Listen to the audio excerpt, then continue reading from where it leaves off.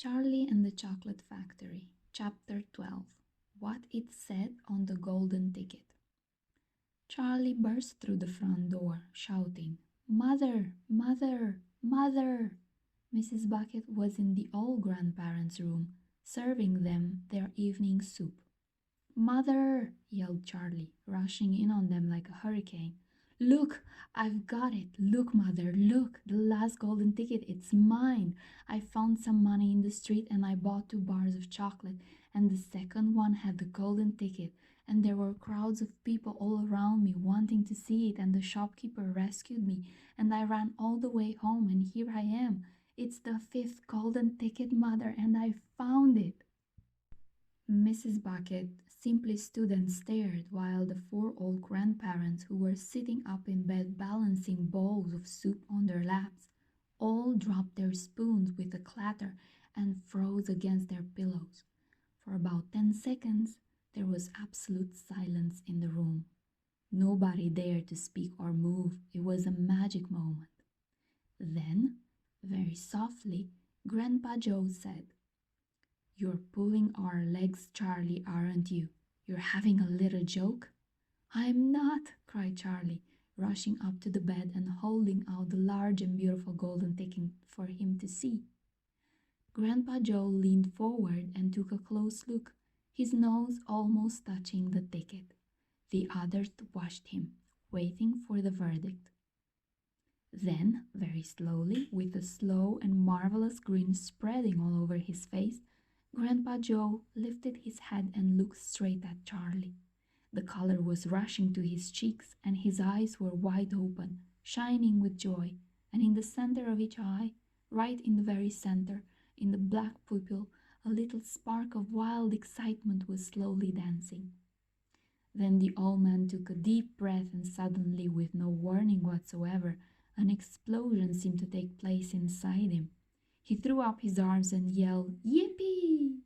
And at the same time, his long, bony body rose up out of the bed, and his bowl of soup went flying into the face of Grandma Josephine, and in one fantastic leap, this old fellow of 96 and a half, who hadn't been out of bed these last 20 years, jumped onto the floor and started doing a dance of victory in his pajamas. "Yippee!" he shouted. "3 cheers for Charlie! Hip, hip, hooray!" At this point, the door opened and Mr. Bucket walked into the room. He was cold and tired, and he looked it. All day long he had been shoveling snow in the streets.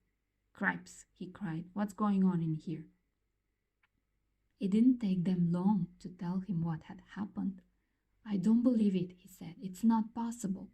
"Show him the ticket, Charlie," shouted Grandpa Joe, who was still dancing around the floor like a dervish in his striped pajamas. "Show your father the 5th and last golden ticket in the world." "Let me see it, Charlie," Mr. Bucket said, collapsing into a chair and holding out his hand. Charlie came forward with the precious document. It was a very beautiful thing, this golden ticket, having been made, so it seemed, from a sheet of pure gold hammered out almost to the thinness of paper. On one side of it, printed by some clever method in jet black letters, was the invitation itself. "From Mr. Wonka."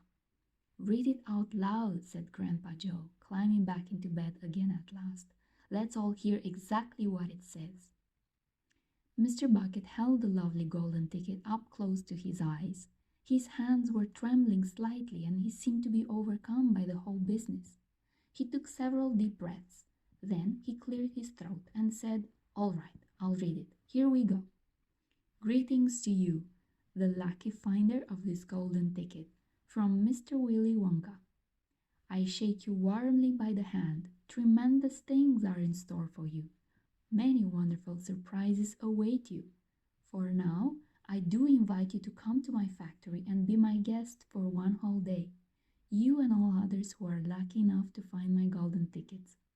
I, Willy Wonka, will conduct you around the factory myself, showing you everything that there is to see, and afterwards, when it's time to leave, you will be escorted home by a procession of large trucks. These trucks I can promise you will be loaded with enough delicious eatables to last you and your entire household for many years. If, at any time thereafter, you should run out of supplies, you have only to come back to the factory and show this golden ticket, and I shall be happy to refill your cupboard with whatever you want. In this way, you'll be able to keep yourself supplied with tasty morsels for the rest of your life. But this is by no means the most exciting thing that will happen on the day of your visit. I am preparing other surprises that are even more marvelous and more fantastic for you and for all my beloved golden ticket holders. Mystic and marvelous surprises that will interest, delight, intrigue, astonish, and perplex you beyond measure. In your wildest dreams, you could not imagine that such things could happen to you. Just wait and see. And now, here are your instructions. The day I've chosen for the visit is the first day in the month of February. On this day, and on no other, you must come to the factory gates at 10 o'clock sharp in the morning. Don't be late, and you are allowed to bring with you either one or two members of your own family to look after you and to ensure that you don't get into mischief. One more thing, be certain to have this ticket with you, otherwise you will not be admitted.